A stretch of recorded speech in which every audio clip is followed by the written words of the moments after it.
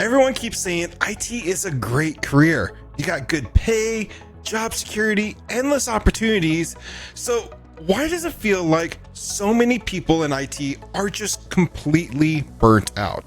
Switching jobs every couple years, losing passion, feeling like no matter where they go, it's the same problem in a different company. And here's the part that no one wants to admit. IT burnout isn't random, it's systemic. I think there's certain things that just came with the territory early on from the 80s. We had this whole culture of being untouchable, and it caused this kind of misbalance of expectations versus reality. I'm joined by someone who has worked in IT leadership for years and has been doing a lot of deep work around something he calls trauma in IT. We're breaking down what actually causes burnout, why it keeps repeating from job to job, and what actually needs to change if this career is going to be sustainable for you long term. So without any further ado, let's get into this week's episode. DJ, welcome for taking the time to come on the episode. I know come on the podcast. I know we've been talking about doing this for quite a while now and just one thing after another. So I'm glad we're finally getting to sit down and talk today. Well, that's just life in IT, man. It's like you never really know what's going to happen. But thanks for having me on. I really appreciate it. Absolutely. Do you mind? I know you have a social media presence, but do you mind taking a little bit and for those who don't know who you are, introducing yourself and kind of what you do and what you're all about? Absolutely. Well, my name is DJ Eshelman. I am the founder of Thrive IT. But before that, I was more well known for my work in the Citrix industry, and so that technology and all the things that go along with that. And so over the years, I started out actually with a degree in psychology, and over Y2K is when I actually started working in this field. So I started with a stressful environment. That's part of the story, I think. So I started with that kind of a stress, and then kind of went on with the IT career instead of psychology. At that point, I just kind of decided this was the better path for me. And yeah, it went down that pathway. And before you knew it, 10 years later, I'm out on the road with Citrix Consulting in various companies all over the world and helping them better deploy their systems or sometimes just deploy their systems. And then, yeah, I think in recent years, I've actually started to adapt some of the skill sets that I learned in some of those being in the field and leading teams and that sort of thing, to where these days I'm doing a lot more of the coaching and I guess leadership training, I guess you could say, or development within IT as well. And so kind of a combined role currently. We'll see what the next few years hold for that. But I really see, just as we'll ruin the ending here, but honestly, I see leadership as being something that IT really needs to learn to do better, and we'll be talking a little bit about that today, of course. But that is an area that I feel really called at this point to actually help out with. So yeah, that's awesome. And I'm excited to get into this conversation because it's kind of like the black sheep of conversations. Everyone knows that burnout exists. You're going to experience burnout at some phase in really any career, but no one likes to talk about it, I feel like, especially in the tech sector. And, we started off about talking about the trauma in IT. When you use that phrase, what actually do you mean by it? It's always a push button because people are like, well, the first thing to understand is, and this is on a podcast that I did years ago. We can probably figure out how to link that or whatever. But there was a guest that I had on that she had experienced trauma at a level that I can't even fathom. She was part of a cult that was abusive to her as a child in ways that I can't even fathom and were hard for her to even talk about. Various things were being kind of more or less forced into a marriage, all these kind of things. And she's telling me all this. And then she tells me that, your pain scale, your trauma scale is your scale. So whatever is a 10 for you is not a 10 for someone else. And so when it comes to understanding what I mean by IT trauma, that's really important to set that framework to say, okay, what's traumatic for one person might be less traumatic or more traumatic for another person. And so that's something I've learned over the years. But by and large, when it comes to these, what we're calling traumas, these are really just situations where you are continually stressed in a way that is either repetitive or has certain themes that keep coming up over and over and over again, which later cause you to respond inappropriately to situations that don't need that kind of response. And so that the kind of post-traumatic stress comes out at that point. And so really it can be anything from just a manager that always yells at you for flies off the handle. There's the classic IT meme of like, what are we paying you for kind of thing. And then, when you actually have a problem, then they shout out, what are we paying you for? It's like those expectations that are just impossible to meet, those kind of things. They contribute over time to a kind of a working trauma, I guess you could say. It's not just stress in that regards. Stress is obviously everybody has to deal with stress, but Bill from accounting doesn't get a phone call at 3 a.m. demanding that he come into the office even if it's freezing cold outside like it is today. That's really kind of the traumas that we face. We deal with after hours work that nobody else has to deal with. There's all these kind of things that flow into this. And so it's part of the job, yeah, but it's still traumas that we need to be aware of and work through. 100%. It's there. And one thing I'm curious about, though, I mentioned at the beginning that I feel like this topic isn't talked about enough. Why isn't it? Like, it feels like it's more acceptable to talk about like burnout and things like this in other industries, but in tech, it feels like we all got to like put on our superhero capes and be invincible and you get your feelings hurt, you got to rub some dirt in it or whatever. Yeah. Why is it different in the tech industry? And I've been trying to answer this question for a while now. But honestly, I think there's certain things that just came with the territory early on from the 80s. We had this whole culture of being untouchable, and it caused this kind of misbalance of expectations versus reality, that a lot of times what ended up happening is you have kind of this bad reputation of IT. And I think a lot of that is carried forward in the way that people interact with IT. The other parts of it are kind of, I'm a practitioner of the DISC. I'm a certified consultant in the DISC indicator, DISC. So a lot of people don't realize that IT people tend to be more of a C or a compliant person on that scale.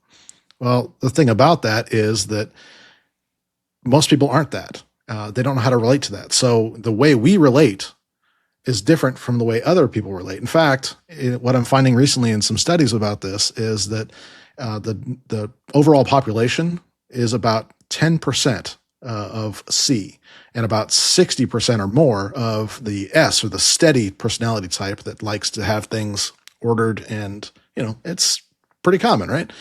Well, in IT, a lot of people are like 75% of IT workers in the United States are measuring as a C right now. And so what that means is you've got people that communicate in a certain way that is incompatible in a lot of ways with the people that they're communicating to. So those communication challenges have kind of just leveled up over time and become worse and worse and worse to have to deal with. So there's communication is actually probably one of the biggest things that I would say is a cause of this. But for some reason, and I have never figured this out, there's a lot of gatekeeping that goes on in a lot of just geek communities in general. But in IT, it really does happen a lot, where you'll always feel like you're behind. Here I am, 27 years into IT in general, and 26 as doing this professionally. And I still feel behind. I still feel like, other people know more, if only I was better at this. Oh, if only this were better. And I think the reason that comes up is twofold. One, we feel we need to be validated because we're not getting validated from the people that we're working with a lot of the time. And so we validate each other, but we validate each other by seniority. Who's taken the most beatings? Who's taken the most of, I've been through this since version 1.0 and that sort of thing. And if you joined at version 3.0, well then, you're just less. Exactly. That sort of thing. And I know you can relate to this because you joined later in your life cycle as well. Yeah, so you know exactly what I'm I talking have about. no experience with Novell. You know what I mean? Right. Whew, that's a trauma you didn't want. Exactly. I've heard the horror stories, but anywho. Yeah, but it really has become one of those things where you have that it's a defense mechanism, and people don't always recognize that, and so it perpetuates a cycle of that kind of imposter syndrome. That we don't talk about that enough either, because it's a contributor to all this. But as far as like other things in IT, there's a myriad of them that we need to be aware of. But in terms of like the end effects, how we treat each other has been really, I think, just as much a cause of trauma as how we're being treated by circumstances, because circumstances are just circumstances, right? So, we have these are complex systems that break down for random reasons. I spent, 5 hours on the phone with support yesterday for something that never should have happened. And it affected production at a hospital. That has when people are always checking in on you and you're aware that right now there's people that are disrupted in their work, that's one thing, but I've worked with hospitals for a long time, so it's like a little bit of a higher level of trauma where all of a sudden you're very much aware that you are affecting patient care now. That's the way you say it to yourself. You're not, but that's the way it feels. It's like, I need to get this resolved. I need to get this fixed, because if I don't, then there's patients that are literally being affected by this. So it holds some different weight in IT when it's something that these integrated systems are super important now, where before, I don't know if they were that level of importance. Hey, let me pause here and say something that I feel doesn't get talked about enough in IT. Burnout isn't usually caused by one big catastrophic outage. It's death by 1,000 tiny frustrations. The context switching, the vendor finger pointing, the 9 p.m., hey, Wi-Fi's acting weird message after you've already closed your laptop. I've been there.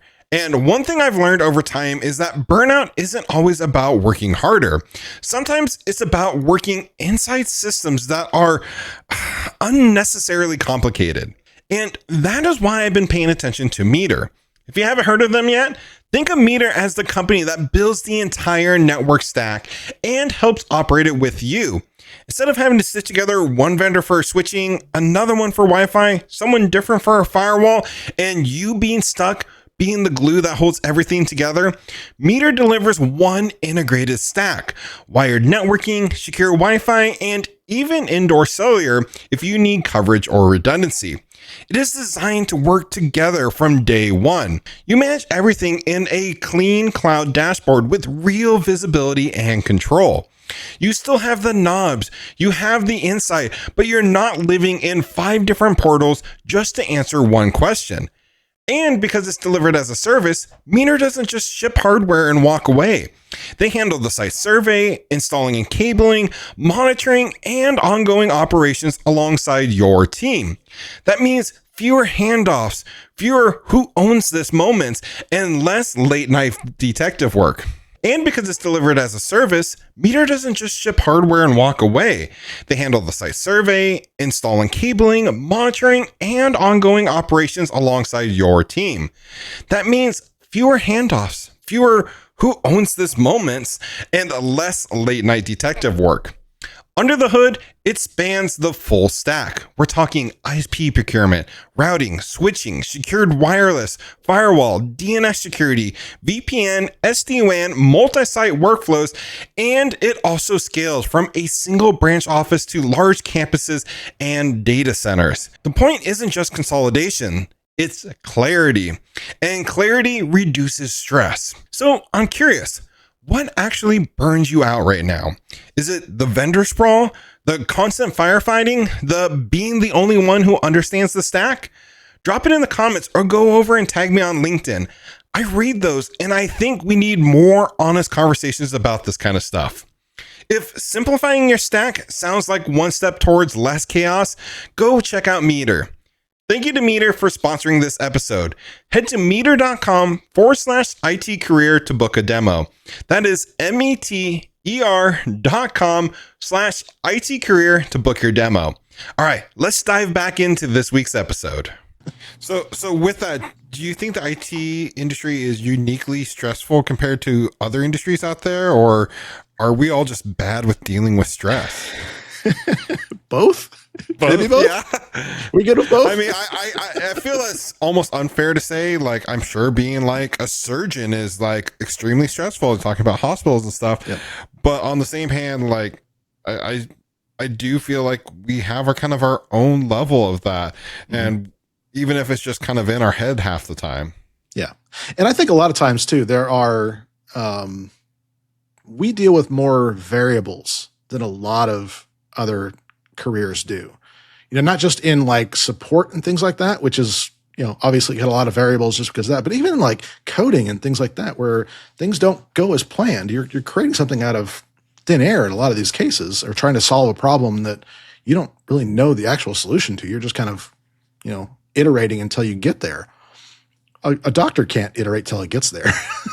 So there's a lot of preparation that goes into that, a lot of guardrails that are put up over the years. And obviously that's probably one of the closest comparisons you just made. But, somebody in like HR will have their bits of trauma because of what they have to deal with, just because they have to deal with humans, and humans cause trauma. It's just the reality. But, there's other positions too, where it's just like, you'll have certain types of traumas, but you realize that they can usually be prepared for. And that's probably one of the big differences that we have in IT, is that we're just not preparing well. Just like you were saying in the introduction, we don't tend to think about these things as something we can prepare for. They just become something we're victimized by. And that's really a big part of that is we don't really have systems in place in IT to deal with the stresses and things like that are coming up. And that causes us to feel like victims all the time, which is not healthy by any stretch. Absolutely not. And, we talked about it a little bit in the intro, is this idea of a cycle where people are carrying this trauma with them from one job to the next, and it keeps on happening. It's just this cycle. Can you kind of break down what this is actually like? What does it actually look like in real life? Yeah, honestly. And this is something where I was pretty late to realize as well, even in my own career, where I was, going from even starting in like the help desk. Let's be honest. Most IT people start in like a help desk position. What a stressful way to start your career. Yes, people still do it. Yeah. it's it's kind of wild. You got the angriest people probably breathing down your neck, right. At the slightest of non-issues half the time. Yeah. So, if you can think of an issue where, that came up, and maybe it's something recurring, or maybe something that somebody shouted at you and on the phone, and then you had a manager shouting at you, and you had all these kind of things that are associated with this. And while your brain like locks that away and makes it so that you are now going to kind of get ready anytime there's a situation that sounds like it. So you then carry that into your next position. And sometimes what happens is that you have a new set of traumas with that new position. Let's say you've gone on to systems administration at that point, and now you are, responsible for, a lot of administration work. Maybe you just delete the wrong thing one day. What does that look like? We're human. Yeah. And we are humans, and it has its own set of dramas and traumas just from being that. But so you carry that then, and you say, okay, now I have that response to that sort of situation. So now I'm afraid to do my work. And so maybe that amplifies some other traumas of not being effective as you need to be, or always asking for help, but if you can get past that, then maybe you go on to another job that has even additional stresses. Well, the problem is you don't really, just because you have a new job doesn't mean you've gotten away from that trauma. And I guess the way I've put this is that sometimes that leads into coping mechanisms that aren't appropriate. It can start simply enough, just like what you see in people with PTSD, for example. And I'm talking a little bit of psychology background, but don't quote me as an authority on that. It's when they respond to like their family completely inappropriately, when they start just screaming or just, in some cases, unfortunately, there's actual violence that takes place. When they've been part of like a battle situation or that sort of thing where they don't know how to cope with it. And they just, something triggers that and they are responding that way. And so when it comes to IT work, a lot of times you'll see these patterns of trying to basically cope unconsciously. And so it might start simply enough. Sometimes it's just, lingering a little bit longer at the bar than you should. Or if you're going to a conference and you're setting up patterns in that sort of thing that are, you don't realize they're coping mechanisms yet, but they really are. And so you might have things like that. You might have just some of the stories just blow my mind, to be honest with you, of, infidelity becoming a thing as a coping mechanism when in a lot of cases, the spouse did nothing wrong. They weren't to blame at all, but it was a coping thing. There was a lot of times where I'm seeing a lot more, especially out in the field, a lot of, drug abuse and things like that are going on. Again, not as having a good time, really as I'm trying to cope with this situation. And so that cycle just tends to get worse and worse and worse as you go. And if you're not dealing with these things, then they don't just go away. And maybe to try to prevent that from happening, what are some of the early warning signs you're seeing that people are kind of stuck in this loop? Yeah, honestly. And it could be some things where you just have to realize your trauma responses to begin with. And so I'll give you an example. When I first started thinking about all this was a response that I had. I was actually, it was during around the COVID time, and I was doing a lot of remote consulting, which I've been blessed with. Most of my consulting has been remote since then. But there was an incident where the client couldn't meet at that day because they were dealing with an outage. And at that word outage, all of a sudden, my heart rate jumped. I had these physical responses. My face went a little flush, and I started breathing really heavy. And I was thinking through my mind, oh my gosh, is this something I did? Oh my gosh, are we going to lose this contract? Am I going to lose my work here? Am I going to have to go live on the street? And my mind just goes crazy with all these things. It had nothing to do with me at all. Yeah. But I realized, okay, there's something happening here, and it's not just the situation. The situation did not warrant that response at all. It was nothing to do with me. It's just that team happened to have multiple roles like we often do, and they had to deal with this other thing. It had nothing to do with Citrix or what I was doing with them. And so realizing that, and in my case, I'll be honest, I actually hired out some help with this, and actually went to a licensed psychologist and psychiatrist and got some help working through these things, realizing that, okay, we have some problems here. You mentioned burnout as well. That's something where there's signs of that can cause these traumas to build if they're not dealt with. So if you are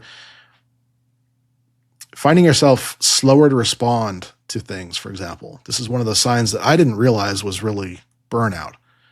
If it's just such a challenge to get up and go to work in the morning, obviously nobody's like super excited to work typically, but if it's so much of a struggle where you don't know if you're actually going to be able to make it, that's a good sign that you've got either burnout going on or some sort of like unresolved traumas that you need to deal with.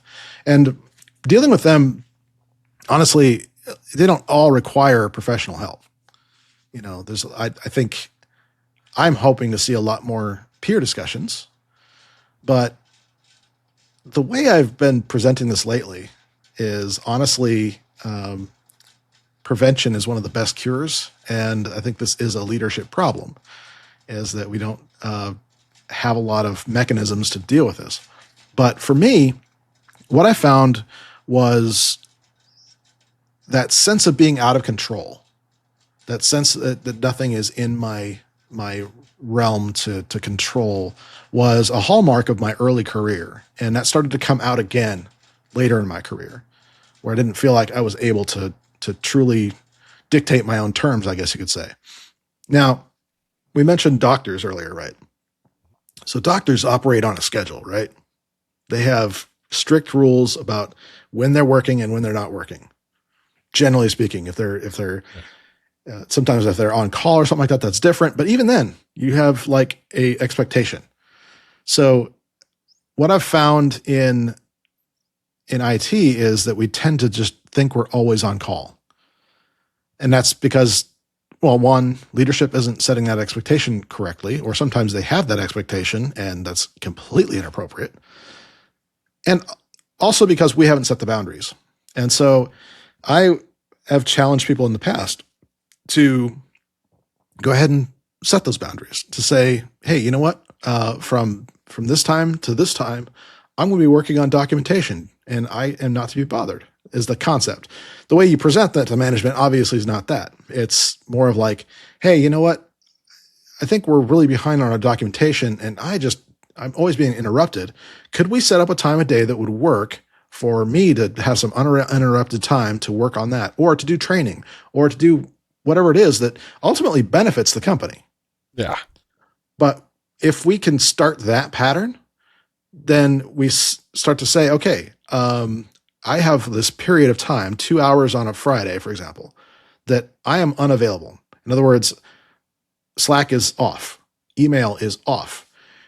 In some cases, I've even heard of people setting up auto reminders on their email, where it's just like it auto responds if somebody emails during that time saying, I appreciate your message, I will get back to you at this time.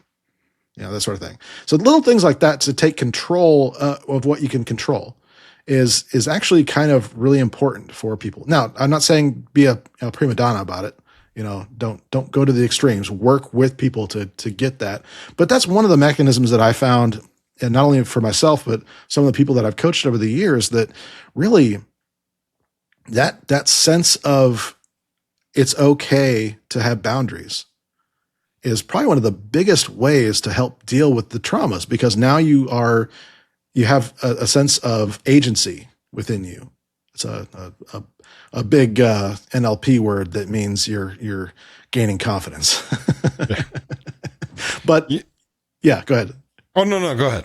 Yeah, I was going to say that the other things about that is that those have a ripple effect. Sometimes you start to see areas where you felt like a victim or where you felt out of control, and you can start thinking through those. And I guess the other thing that I'll say, just as a personal coping mechanism, is when you give those fears a name, you give it sometimes some people I know will give it an actual like personality and a whole thing. And the process is well, in a more cheesy way to say this, you basically have a conversation with that fear or whatever that is, that trauma, that doubt you have. And you say, thank you for bringing this to my attention. I recognize that this is something that is important, but it's not important right now. It's not that kind of a response that's needed right now. So you're basically just assuring that it's okay. And it sounds cheesy, I know, but eventually what happens is you get into a pattern of thinking of when that starts to come up, you say, wait, is that real? Or is that the voice of Senior Doubtface over here? Whatever you want to call him. It's one of those weird things and then eventually you don't even have to call him Senior Doubtface anymore. You just dismiss the feelings out of hand. You say, you know what, that's not reality right now. Now, if it is reality, by all means, deal with it. Yeah. But if it's not reality, we need to be able to challenge that in real time. And so you build up that muscle like anything else. Like I always tell people, you won't rise to the occasion. You'll only rise to your level of preparedness. And so what that means in this kind of situation is if you don't have these kind of mechanisms set up, then honestly, your odds of really being able to conquer that in the moment are not zero, but they're not great. 100%. Gosh, this is already, we're only like partially through this and you've already dropped so much knowledge. But you said something that really kind of caught my attention. Earlier you said it's a leadership problem more than an individual problem. And I'd like you to go deeper on your thought behind that. I'm going to ruffle some feathers today. Yes. Honestly, I think there's early on in my coaching, I recognized that there was a challenge that I couldn't put my fingers on. And finally it was somebody I was learning from at the time that, Steve Chandler is his name.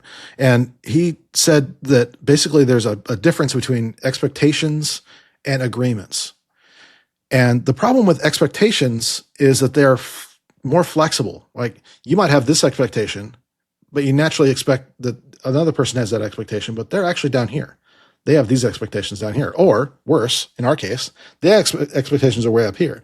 So what happens in agreements is we formulate that midline, right? We say, okay, this is what we're doing. And we agree on this and we can go back to that.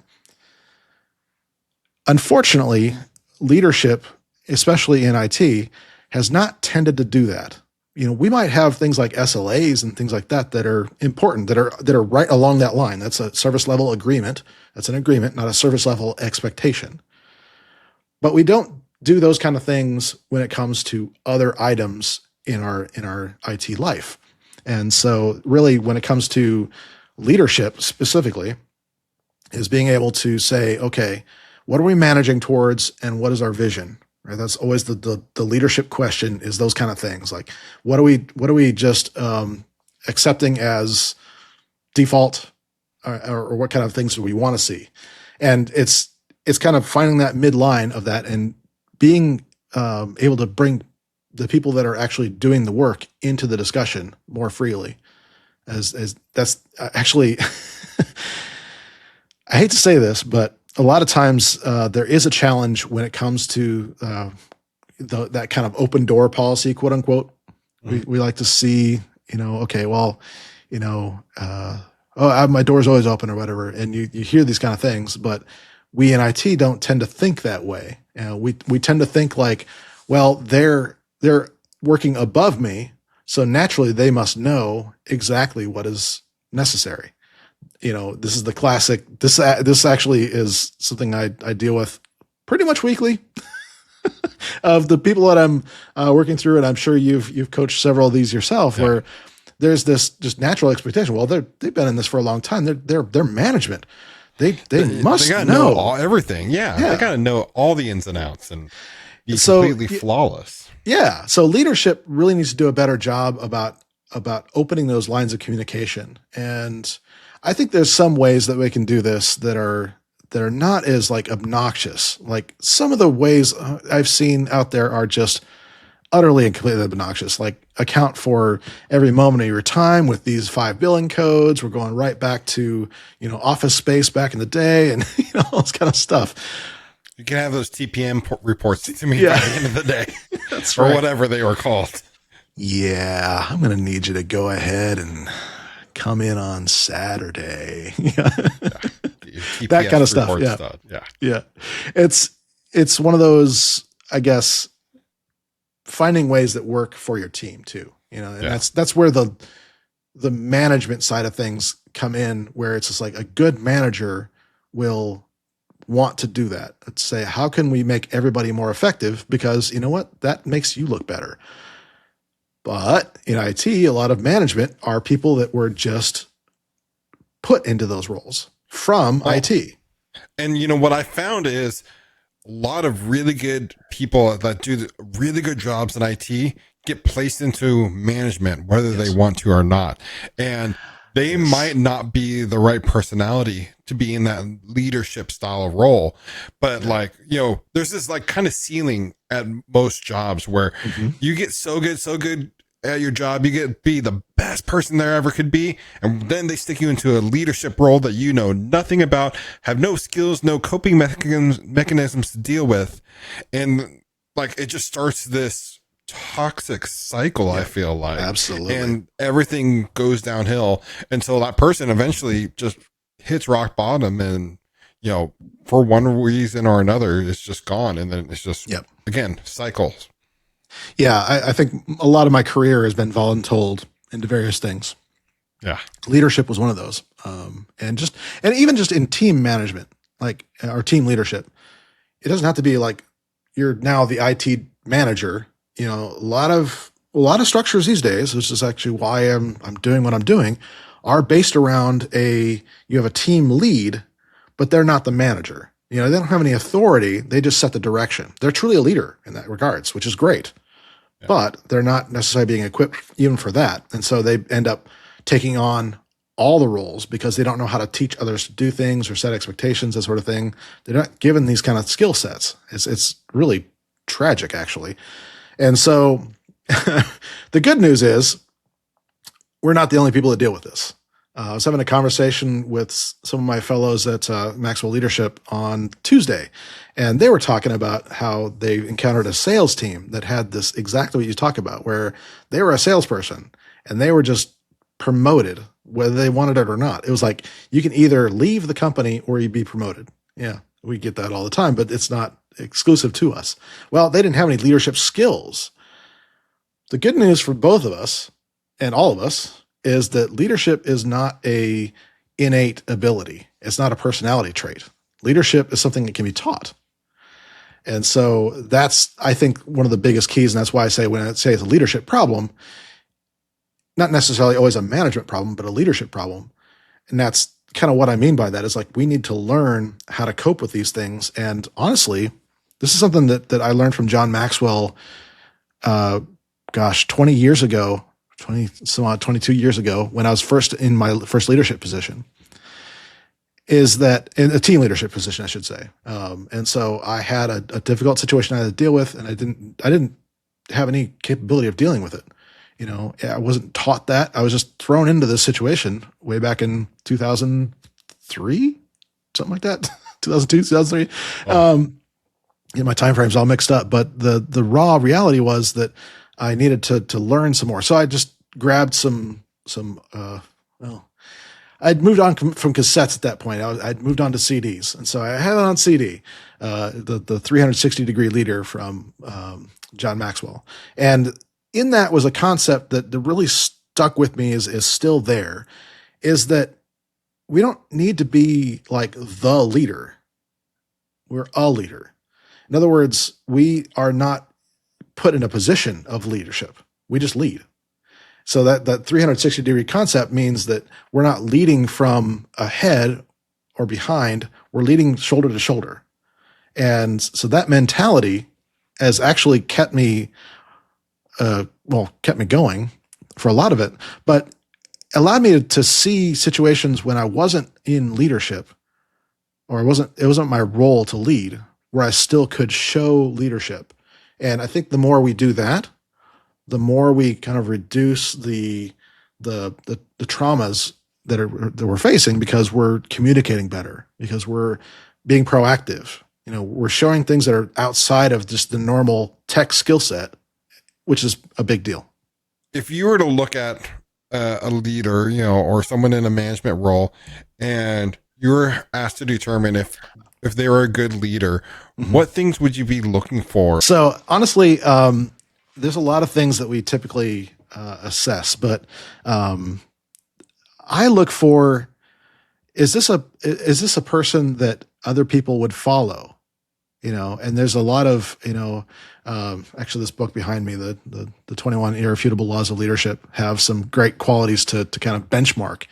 But honestly, when it comes down to it, it's just like, are people following you because they have to, or because they want to? And those are the kind of the range. And there's in-betweens. I can't say that I've always been the person that people want to follow. Sometimes they have to, but sometimes there's an in between where they just like are okay with me.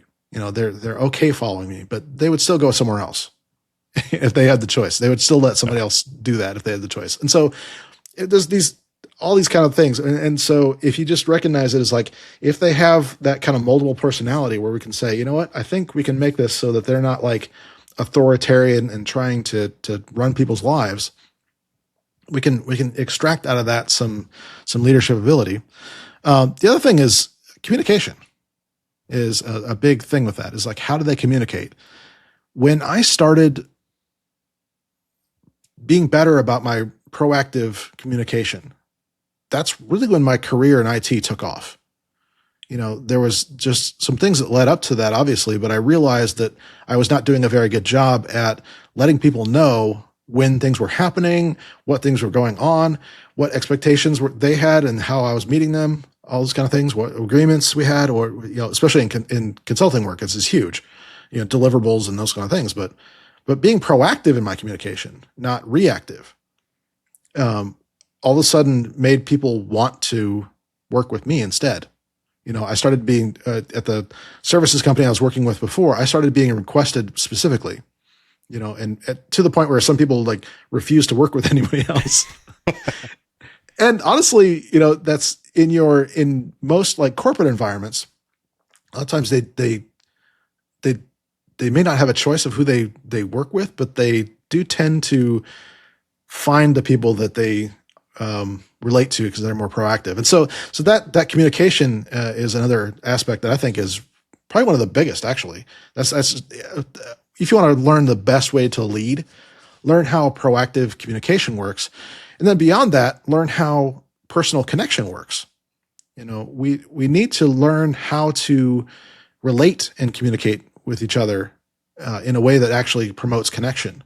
And so those kind of qualities are, you can kind of tell when somebody's actually wanting to do better at that and wanting to improve, which is the kind of the final thing that I usually see with leadership qualities is, what John Maxwell calls the law of the lid. Whereas, you're never going to be able to lead past your own capacity. If you're leading here and your expectations are people that are here, they're going to come down to your level.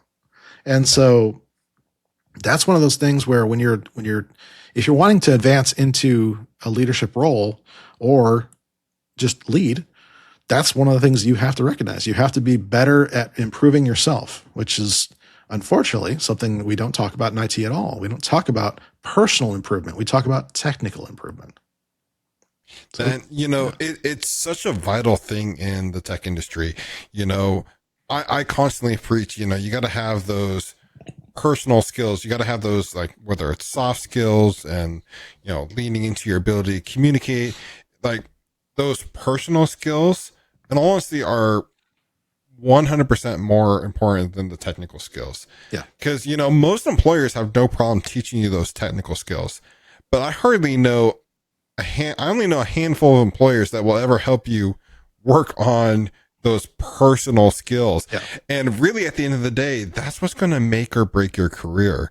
Or at least make it enjoyable, make it long-term.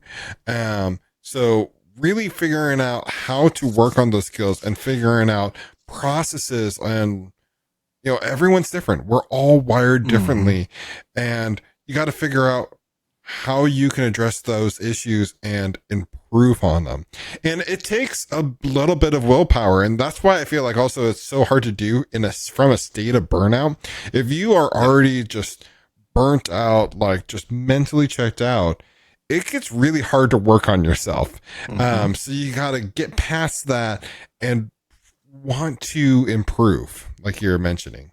Yeah. And I think frameworks are really important.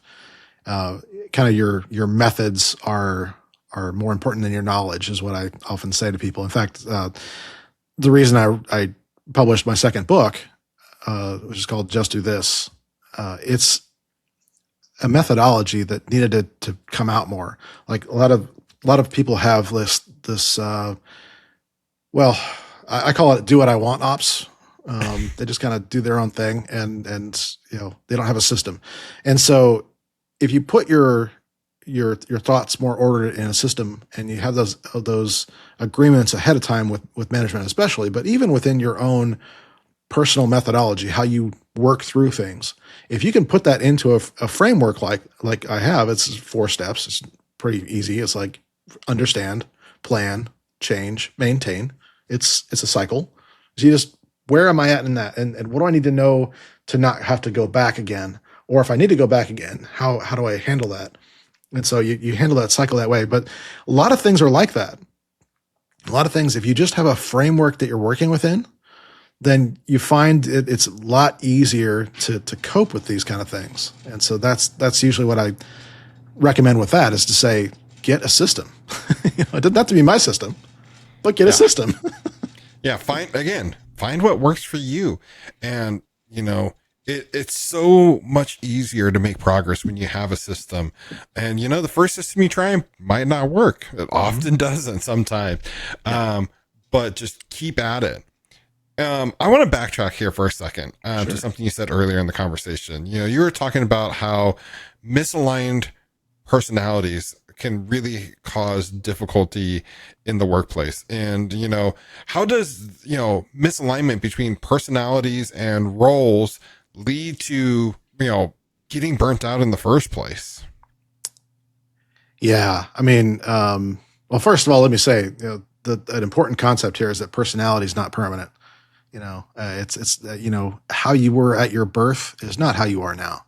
So we need to know that this is something that can be worked on. But I think that's where just starting with like learning how people relate and learning those patterns. So at Google, for example, a lot of offices at Google, they will have the person's disk profile or the way they relate on their cubicle.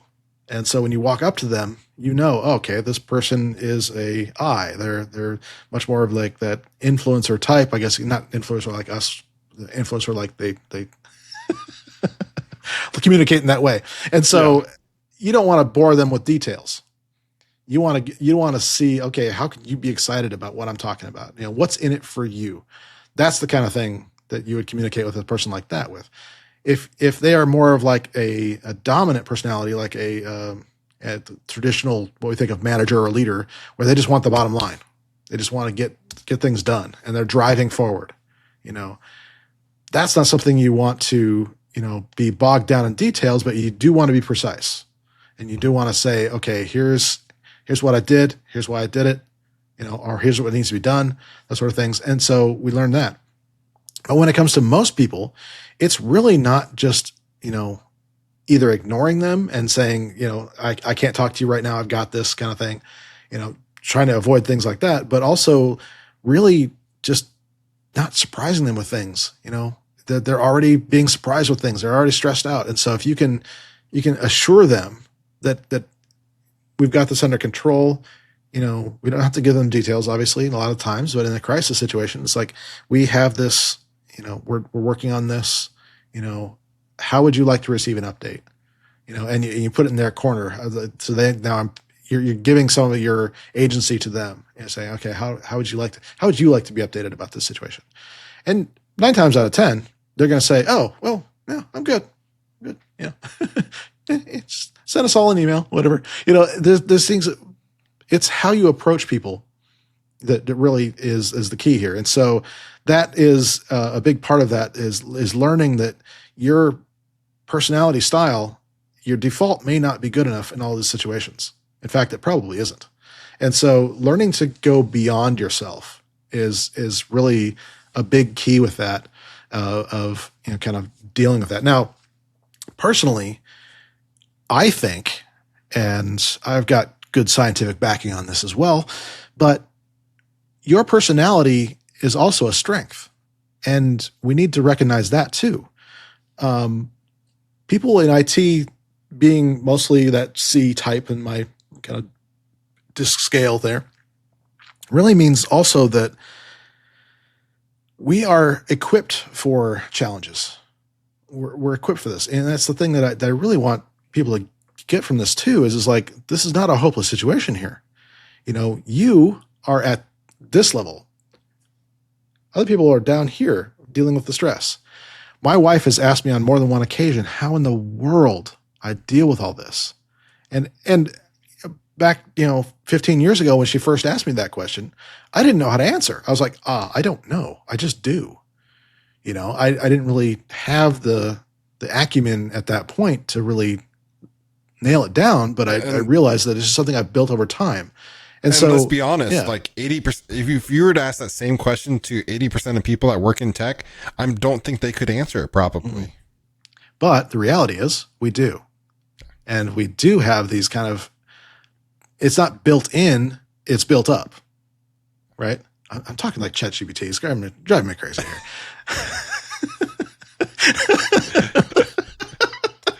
But honestly, it is one of those things where we do need to learn that what we have available to us is a strength, and we can build on that.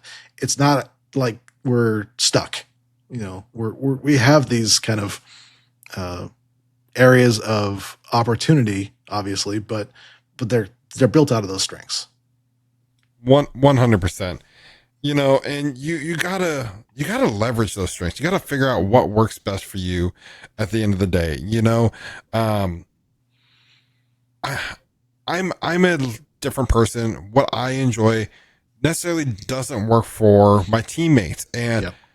I kind of had to learn that lesson once I kind of transitioned into that management style role, because, I am very, I've never actually done a DISC assessment, so I don't know what personality type I am, but I am very much like, I like to do things a certain way. And when other people do it a different way, I'm like, okay, sure. You know what I mean? But I started to realize just like, they're doing it how it works for them. They're still getting the same outcome at the end. So what do I care? Like how they're achieving the job. And I think it kind of actually goes back and plays into figuring out those frameworks that actually work for you. Everyone is different again, and you got to figure out the day-to-day framework that keeps your job enjoyable, I think. Yeah. Yeah, you really do. I mean, if you can't find joy in working, then it's just labor. And this oh man, this is like a whole other episode. I got to be honest with you, but one of the things that I've been developing over the years is a mechanism for people to recognize I have 4 areas that I kind of call out. One is just I hate to be so rough about this, but it's basically labor. Like you're forced to do something is basically what it feels like. And then you have other things that are kind of more, you've developed some skill sets around that. You're better at it. And then you have other areas that you're just naturally talented in. And then finally you have areas that you're really passionate about. And the funny thing about IT work is a lot of times we are really in that second quadrant or that first quadrant way too much, when we realize that there's certain things that we're doing that are actually in that third quadrant of our natural talents. It makes us feel guilty about the natural talents we have. And so what happens with that is like, okay, well, we kind of default back to just what we know or what we think that we need to know. And we spend all of our time with that. And time is, it's finite. So I call it a pursuit. It's like a pursuit of the time. And so one of the things I'm working on, I don't have it completely vetted out yet, but is a way for people that work in technology to kind of track their time throughout the day and kind of assess how that was for them that day. And really the goal would be to say, let's get more into the talents and more into the passion areas, even in not just in your life, but in your work, and really say, okay, I'm really, it made me feel good that I was able to, solve that problem. Okay, well, that might indicate that you have a natural talent for problem solving. It is that natural, that kind of endorphin kind of thing. Well, golly, maybe we should do more of that. Or in some cases, like there's more of like I love this story because I keep repeating it. I have to. When I first started working in the Citrix technology, I was at a clinic, and I had implemented something that was just simple to me. It was a no big deal, right? I just implemented this remote access technology. This is back in 2004, so remote access wasn't a big deal yet. But this nurse came as a nurse, doctor or whatever. I can't remember what it was, but she came running up to me, like full sprint at me and down the hallway. And I was just like, oh my gosh, what is going on here? And she just wrapped her arms around me and thanked me. And she said, you know what? I was able to tuck my kids in last night. I haven't been able to do that in 3 months. And it was because she was able to update her charts from home. So that lit up something in me. I was like, all of a sudden I had a why I was doing this, but it's connected with that. It was no longer just like tasks that I was doing or things that I was relatively good at. Now all of a sudden I was like, oh, this is something I can lean into. And next thing you know, I'm specializing in that as a career and made that my whole platform for, well over, a decade and a half was that. And it's all stemming out of that connection with that, that reason to want to do that. And so honestly, we need to get over that whole, like, we're stuck because we're just in that job and that's our lot in life. It's not a lot, it's our life. And we need to get away from that. That's not appropriate. And it's kind of this weird societal thing. It's not just IT that deals with that, I don't think, but that's pretty heavy. It's like, well, it's just the way it is. Oh, it's just the way it's always. Users suck. Yep. Users are awful. And it's just always going to be that way. And it's just like, well, then why are you in front of them? Right. It's one of those things where it's like, we need to be empowering ourselves to have a reason we're doing these things. Otherwise, they do just become burnout. They do just become traumas that we're not dealing with. Otherwise, what's the point? It's like, come on, guys, we can do better than this. Absolutely. And, I kind of want to break down some practical advice, on how people can deal with these. But before we kind of get into those questions, if people are getting value from this and they want to connect with you or learn more of what you're doing, where can they find you? Honestly, I'm currently kind of directing people to my main website, djeshelman.com. But the other thing that I'm really directing people towards in this topic area is actually a fictional book that I'm almost done with that is tackling the subject in a way that's more telling the story. So if you've ever read The Phoenix Project or The Goal or books like that, it's approaching it more from that standpoint of saying, okay, we're going to live in the trauma, but we're also going to have a story around that of how that person in the story kind of gets around that. And so outagebook.com is where to connect with that. And right now, since I'm in the final stages, I'm going to be putting together a launch team for the book, and people will have early access to be able to read the book and respond to that, give me feedback, all those kind of things is going to happen. And so I'm currently taking applications for that. So that's, if I was to say one thing to connect with me on that in this realm, that's probably it right now. That's probably one of the biggest ways to connect with me. And of course, we're going to link all that up down in the description and the show notes for people watching this or listening. Absolutely go check it out. And, we're going to definitely have to have you back because there's so many more questions I have, but I got to be respectful of your time. Sounds good. But I want to make sure people leave today with action items, things like if they are feeling these things, they can actually start doing and implementing, and the biggest question I think I get is, if someone's feeling burned out right now, they're just like, oh, I got to do something different. What is the first thing they should start doing? I'll be honest with you. The very first thing is to start interfacing with people that are doing that and having real conversations and actually engage, find out what their life is like. It's one thing to mentor, which I always recommend, but we need to be good mentees as well. And so when it comes to that sort of thing, if you're having a feeling like you want to do something else, start exploring that in that way. I don't think I necessarily recommend just going off and just trying a bunch of things. I think first interfacing with people that are already doing it is a much better way to get the honest truth about that and see what excites them, what things don't excite them. Having those honest conversations is probably one of the best first moves to make. Um, but beyond that, just sometimes, and I've realized this in my own life, I'll be honest, that burnout thing made me want to, it's that fight or flight response, right? I Yeah. had to fight for a long time. And then I got to the point where I just wanted to flee. And yeah, I hate to say it this way, but my YouTube channel is a great example of this. It's just something I just like, yeah, I'm just going to run away from this. It's like, oh, this is hard. I don't like this. But it was coming out of that burnout response. It wasn't the YouTube channel that was the problem. Actually, the YouTube channel is great. That was not the challenge at all. It was completely that I was so burned out in my consulting work, and in my life, it meant a lot of being on the road all the time, and there was just a lot that contributed to it. Rough. Yeah, it truly is. But it was truly great too in a lot of ways. I got to see. I've been to all 50 states. That's awesome. Not a lot of people can say that. I've had perspectives that I gained from all these people that I met from all over the country and other parts of the world.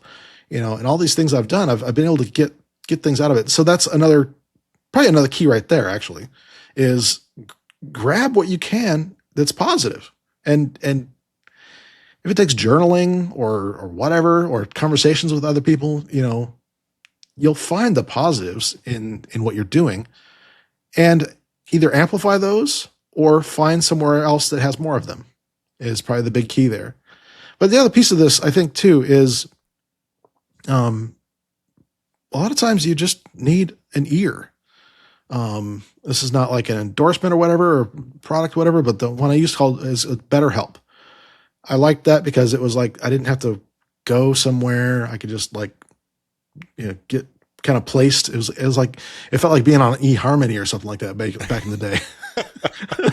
But honestly, sometimes we have to admit that we're not meant to do this alone, And so if it's a coach, or if it's a mentor, or, other people you respect, or a psychiatrist, whatever that looks like in your life, don't try and go it alone. We have this, like you were saying, it's like just, we're kind of told unconsciously, or sometimes even consciously, but usually it's unconsciously, that we just need to be tougher, and that sort of thing. And by the way, let me just say this, is if there's one thing that keeps our IT predominantly male, it's that kind of crap right there.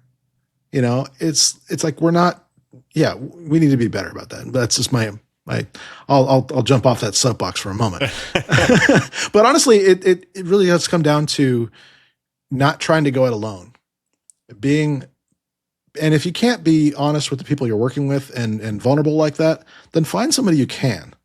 A lot of times I know people are hesitant to do this with a spouse and whatnot, which is perfectly fine.